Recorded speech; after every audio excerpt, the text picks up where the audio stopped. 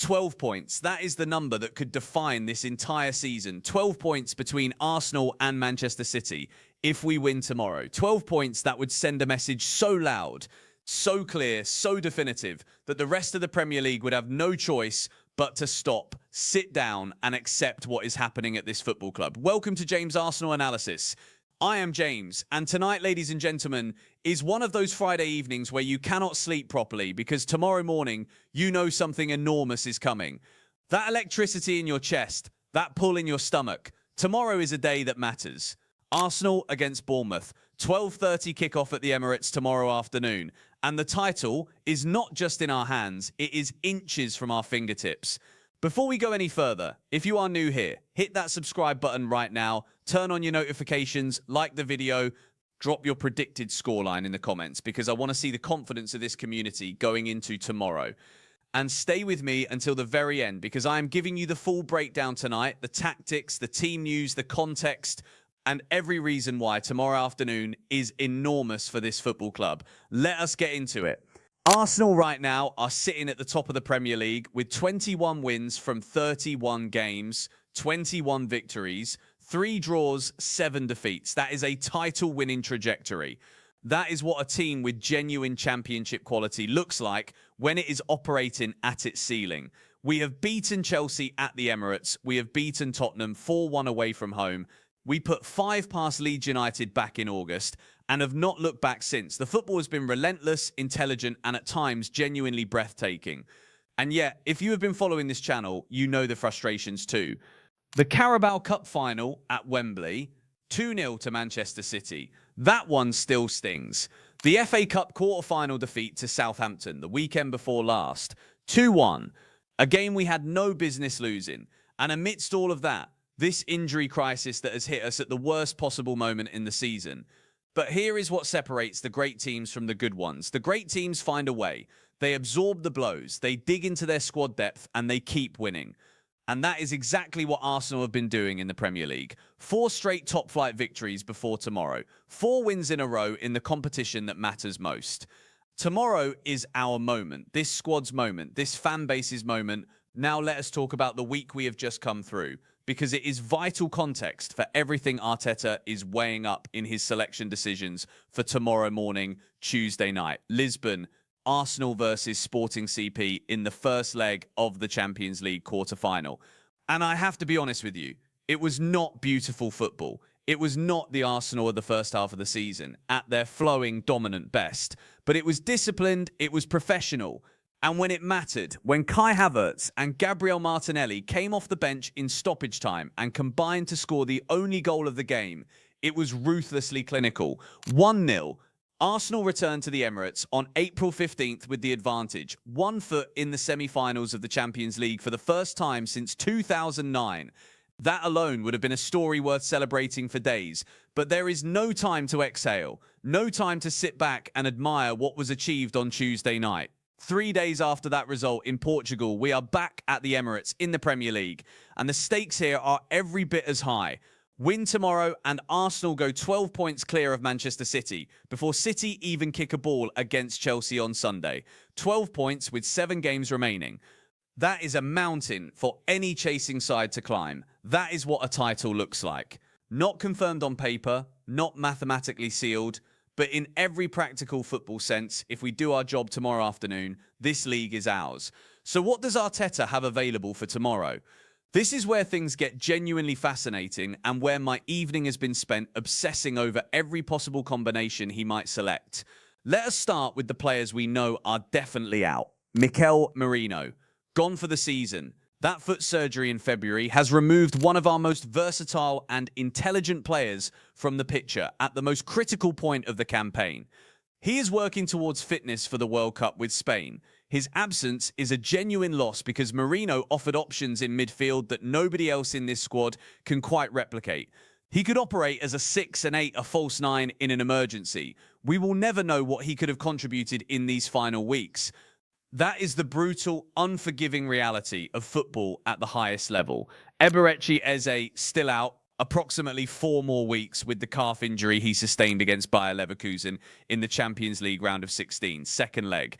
The calf problem has already cost him the Carabao Cup final at Wembley, the trip to Lisbon, and now tomorrow's match against Bournemouth. This is a significant absence to absorb. Eze had grown into something genuinely special in the second half of this season. He was becoming exactly the game-breaking, unpredictable attacking threat that Arteta signed him from Crystal Palace to be. A realistic return date is somewhere around early May. He will be back, but not in time to help us tomorrow. Piero Hincapié, the lone arrival from Bayer Leverkusen, picked up a muscle problem during the international break while on duty with Ecuador. He is unavailable for tomorrow and joins the injury list at a time when defensive cover is already stretched. Now, the two names every single Arsenal supporter has been watching with barely concealed anxiety since Monday: Bukayo Saka and Jurrien Timber. Let me take Saka first. My player, our player, the footballer who, when fit and fully firing, is capable of changing any game on the planet against any opposition. He withdrew from the England squad during the international break with an undisclosed muscular issue. He did not train with the group on Monday morning ahead of the Sporting trip. He did not travel to Lisbon with the squad on Tuesday. Arteta addressed both absences directly, and his words were measured, careful, but not without hope. He said they were having trouble. He said they were not ready yet, and then he added the line that stopped every Arsenal supporter mid-panic. He said, hopefully, if everything goes well, they will be ready for the weekend. Tomorrow is the weekend. Timber tells a similar story. The Dutch defender picked up an ankle issue in the 2-0 victory over Everton on March 14th. He lasted until the 37th minute of that game before being replaced by Mosquera. He did not make the Carabao Cup final at Wembley. He withdrew from the Netherlands international squad. He was not part of the travelling group to Portugal on Tuesday. His absence from the last 3 matches has been felt more deeply than perhaps the casual observer appreciates, because Timber's influence runs far beyond what any statistics can capture. He organises the defensive line, he wins the ball back in positions that stop attacks before they even begin to develop. He brings intensity and intelligence to every single action. 2 of the games he missed, we lost. That is not a coincidence. That is a correlation that tells you everything. What we know heading into tomorrow morning is that Arteta will make his final assessment of both players at training today and will address the media at his pre-match press conference this Friday afternoon. Both players are in contention. Whether they start, whether they are named on the bench as insurance, or whether Arteta makes the cautious decision and protects them entirely ahead of the Sporting second leg on Wednesday. That is the question only he can answer, and only he should answer. My read tonight: I think Saka is genuinely uncertain. Arteta will only know when he sees him move in training this morning and assesses how his body has responded. Timber, I believe, is slightly closer to being available, and I lean towards him featuring from the bench at some point tomorrow, with the possibility of a start if the training session this morning goes well. Arteta is not a manager who takes unnecessary risks with players heading into a Champions League quarter-final second leg 4 days later. But he also knows what is at stake tomorrow afternoon in the Premier League. He will find the balance. Declan Rice is another fascinating subplot going into tomorrow, and it is a subplot that matters enormously. Our captain withdrew from the England squad during the international break with a knee problem and returned to Arsenal for medical assessment. He did not start the FA Cup defeat to Southampton, but he was back on the pitch on Tuesday night in Lisbon, fit enough to play in a Champions League quarter-final, and that changes everything for tomorrow. When Declan Rice plays, Arsenal win. I know that sounds like a simplification, but look at the record this season and tell me I am wrong. His press triggers the entire team's defensive shape. His recovery runs cut-off transitions before they become dangerous. His reading of space when Zubimendi has the ball allows our Spanish midfielder to take risks with his passing that he simply cannot take without that security behind him. And then going forward, Rice's late arrivals into the box, his driving carries through midfield, and his ability to connect defence to attack in 3 or 4 touches have been central to everything.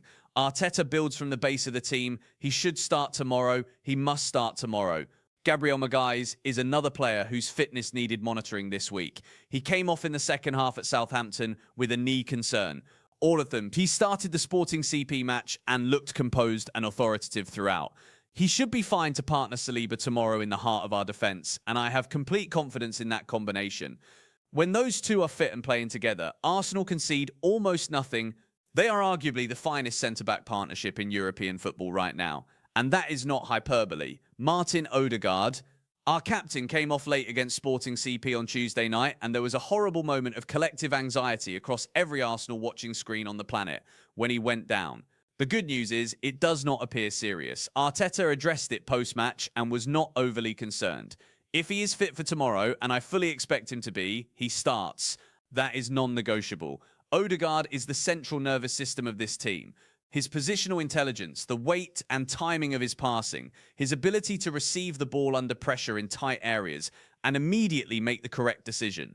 He elevates every player around him, and his presence tomorrow will be essential. And then there is Leandro Trossard, fit, available. But if I am being completely honest with you tonight, because honesty is what this channel is built on, Trossard's form has been a concern. He has not scored a goal in any competition in 26. We are in April. That is a long, barren run for a player in an advanced attacking position who is expected to contribute with regularity. He offers pressing intelligence, off-the-ball movement, and positional flexibility. But right now, Gabriel Martinelli is simply outperforming him in every meaningful metric. Martinelli came off the bench in Lisbon, and within minutes, he changed the energy of Arsenal's attack. His directness, his desire to run in behind, his combination play with Havertz in those congested stoppage time moments, that was not a coincidence. That was a player bursting to start. If Arteta selects Martinelli ahead of Trossard on the left side of the attacking three tomorrow, nobody on this channel should be surprised. It is the correct decision based on current form, and I expect it to happen.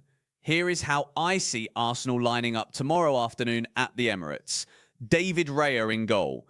The conversation around our goalkeeper has moved entirely beyond debate at this point. He is one of the finest goalkeepers in the Premier League. His shot stopping has been exceptional. And his distribution from the back is one of Arsenal's primary weapons in bypassing the first press and building attacks from deep. He starts at right back Christian Mosquera. The Spanish defender, who joined from Valencia in the summer, has been an excellent deputy. Whenever called upon, and Arteta will be conscious of managing Ben White's workload given the intense fixture schedule ahead, particularly with Sporting CP at the Emirates next Wednesday. Mosquera is composed, reads the game intelligently, and has shown he can handle Premier League football without looking out of his depth. This is precisely the role he was brought here to fulfill. William Saliba and Gabriel Magalhaes at centre-back. The most reliable, dominant defensive partnership in the Premier League this season. Saliba's composure, his aerial authority, his ability to carry the ball out of defence and initiate moves from the back. Gabriel alongside him, bringing the physicality, the aggression in the tackle, and the leadership in the defensive line. When these two play together, Arsenal are extraordinarily difficult to break down. Riccardo Calafiori at left-back. The Italian has been a revelation this season and continues to justify every penny of his transfer fee. He is a genuine footballer, not just a defender, someone who understands space and how to occupy it, how to create overloads, and how to time his involvement in the attacking phases.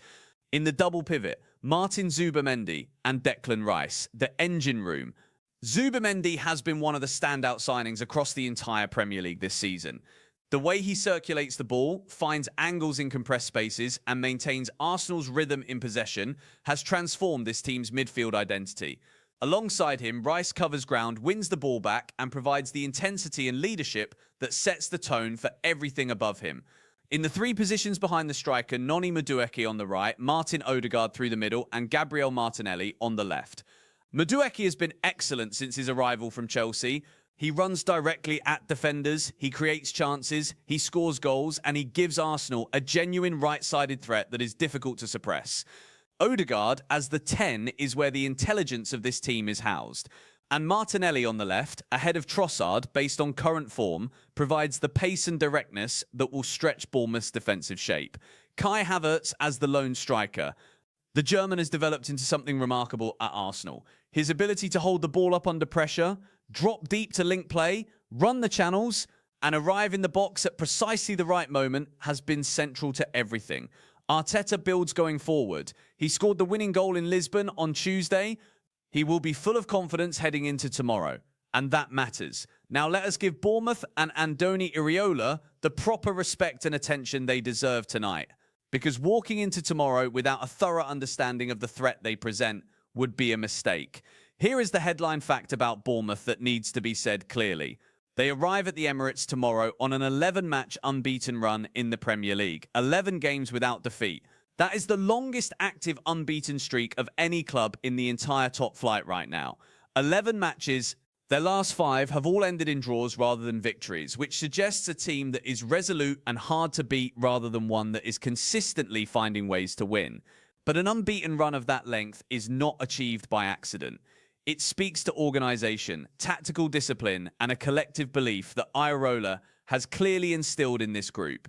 Bournemouth have been transformed as a squad this summer. Jordan Petrovic arrived in goal from Chelsea for £25 million and has been a very solid presence between the sticks.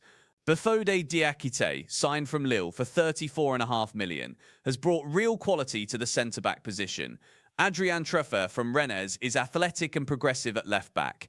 Amin Adli, who cost £25 million from Bayer Leverkusen, brings creativity and technical quality in the attacking areas. And in January, Bournemouth continue to invest, bringing in Alex Jimenez from AC Milan at right back, the Brazilian forward Rayan from Vasco da Gama, goalkeeper Fraser Forster from Tottenham, and midfielder Alex Toth from Ferencváros. This is a club with resources, ambition, and a manager who knows exactly how to organise a team to frustrate bigger opponents.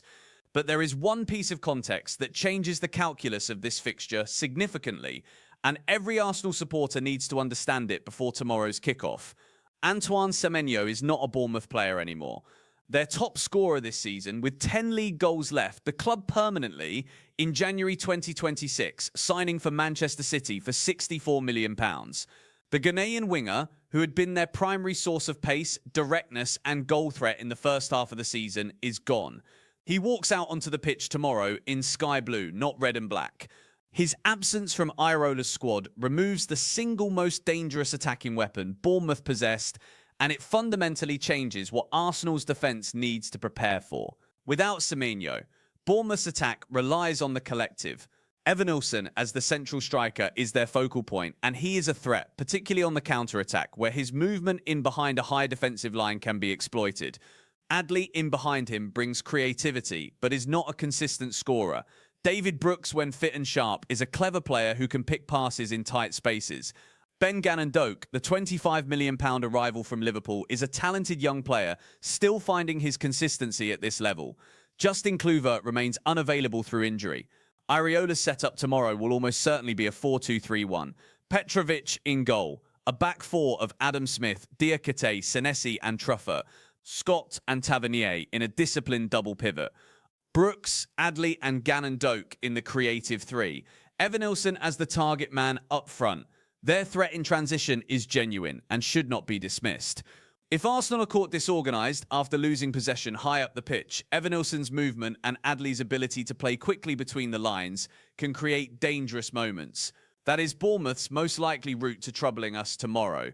But the fundamental reality is this. At the Emirates, with 60,000 Arsenal supporters, creating the kind of atmosphere that a title race generates, against a home side with the quality, the motivation, and the desperation that comes from knowing what 12 points means, Bournemouth's defensive block will be under relentless pressure from the first whistle to the last. Tactically, let me tell you where I think tomorrow's game is going to be decided. Bournemouth will almost certainly sit in a mid to low block in defensive phases, 2 banks of 4, compact, disciplined, looking to deny Arsenal the through ball combinations in central areas. They will attempt to force Arsenal wide and defend crosses. That is the most rational approach for a mid-table side coming to the Emirates under these circumstances, and Iraola is far too intelligent not to begin from that defensive foundation. The solution for Arsenal lies in the movement of Havertz between the lines, when Havertz drops to receive and pins one of Bournemouth's central midfielders. It creates space for Odegaard to advance from his starting position and run into pockets behind the opposition's midfield line. Rice has the engine and the quality to arrive late from deep into those spaces. If Madueke and Martinelli are driving aggressively at Smith and Truffert simultaneously, isolating the fullbacks in one-on-one duels, then the combinations in the half spaces between Bournemouth's defensive and midfield lines become available. The third-man run principle that Arteta has made central to Arsenal's attacking identity all season is what breaks down organised defences. It is what has made this team so difficult to neutralise over 90 minutes, even when opponents arrive with a defensive structure. The ball goes to Havertz. Havertz lays off to Odegaard. Odegaard plays the third man in behind. Repeat that movement with different players and different entry points, and the block eventually breaks. Set pieces will also be important tomorrow. Arsenal are genuinely dangerous from dead ball situations, and Saliba and Gabriel both present aerial threats that Bournemouth's defenders will find difficult to manage. Calafiori's delivery from corners and wide free kicks has been excellent this season. If the game is tight and the opening goal does not come early, a set-piece situation could prove decisive. Defensively, the discipline in transition is the key responsibility. Rice and Zubimendi must maintain their positional structure when Arsenal are in possession and the ball is turned over. If our fullbacks are both in advanced positions simultaneously and we lose the ball centrally, Evanilson running in behind onto a direct ball has the pace and the ability to make us pay. Keeping that transition under control, ensuring our defensive line holds its shape during attacking phases, is how Arsenal avoid giving Bournemouth anything to work with on the counter. Let me step back from the details for a moment and talk about what is actually at stake tomorrow in the broadest possible sense. Arsenal have finished second in the Premier League for 3 consecutive seasons. 3 times. Each time the conversation has been the same. Close but not close enough. The final stretch collapses. The injuries arrive at the wrong moment. The points slip away when they should not. And then the summer comes and we rebuild and we convince ourselves again that this time will be different. This time genuinely is different. And I say that not as a supporter searching for comfort, but as someone who has watched this team every single week this season. The addition of Victor Gyökeres has provided the reliable, dominant striker that every previous Arsenal team under Arteta was missing. 15 goals in all competitions this season. His ability to hold the line, bring teammates into play, and consistently score across all competitions has removed the ceiling that lack of a genuine number 9 always imposed. Martin Zubimendi has transformed the midfield. His composure under pressure, his range of passing, and his positional intelligence have made Arsenal significantly more difficult to press and much more controlled in their build-up play. These were not marginal improvements. They were structural upgrades that have changed what this team fundamentally is. And then there is the Champions League. Arsenal beat Sporting CP 1-0 on Tuesday night in Lisbon, 1-0 away from home in a quarter-final. They return to the Emirates next Wednesday with the advantage and with the full weight of 60,000 supporters behind them. Nobody at this club has played in a Champions League semi-final since 2009, 17 years. When you stand back and consider the full picture, a Premier League title in touching distance and a Champions League semi-final genuinely within reach simultaneously. This is the most significant Arsenal campaign in an entire generation of supporters. What happens tomorrow afternoon matters more than just the 3 points. A win does not just extend the gap at the top of the table. It sends a message about the character of this squad. It says we are not distracted by the cup disappointments. We are not losing focus because of the injury problems. We are not rattled by the schedule or the pressure or the weight of expectation. We are still here. We are still winning. And we are not stopping. There is one more thing I want to say tonight before I give you my prediction for tomorrow. The potential return of Bukayo Saka to the squad tomorrow would mean more than I can properly express in words. And I have spent the last 20 minutes trying to find the right ones. Not just because of the goals he scores, or the chances he creates, or the way defenders physically back off when he has the ball at his feet, but because of what his presence communicates to every person connected with this football club. When Bukayo Saka is fit and on the pitch for Arsenal, it means we are operating at our maximum. It means the belief in that dressing room is running at its highest possible level. It means the supporters in the ground and watching around the world can allow themselves to exhale and enjoy what is unfolding. If he makes the squad tomorrow, even from the bench, the Emirates will feel it, the players will feel it, and Bournemouth will feel it too. Arteta has navigated this week with the composure and intelligence of a manager who knows exactly what he is doing. Managing bodies, managing confidence, keeping a squad together through a brutal run of fixtures that has tested every corner of this group's depth and resilience. Winning in Lisbon without Saka, without Timber, without Hincapié, without Eze, without Marino, winning without 5 senior players tells you something profound about the collective quality and character in that dressing room. There is no single dependency. There is no moment where one absence becomes a crisis. This is a team in the truest sense of the word. Tomorrow afternoon at the Emirates, the full weight of that team comes together and points itself directly at 12 points of daylight between Arsenal and the rest. My prediction for tomorrow: Arsenal 3, Bournemouth 0. Havertz opens the scoring before half-time, finishing a third-man combination that Odegaard threads through the Bournemouth midfield line. Martinelli adds a second in the second half after a direct driving run from deep, finishing low at the near post. Gabriel heads home a third from a corner delivery, and the Emirates lifts the roof off North London. Clean sheet, 3 points, 12 points clear. We are going to do this. I genuinely, completely, and without a single reservation, believe we are going to do this. Thank you for watching James Arsenal Analysis tonight. If this breakdown has got you fired up for tomorrow, hit that like button right now. Drop your prediction in the comments, subscribe if you are not already part of this community, and make sure your notifications are on, because I will be back tomorrow with full match reaction the moment that final whistle goes. Get some rest tonight. Tomorrow is a big one. Stay red, stay loud. Come on, you Gunners.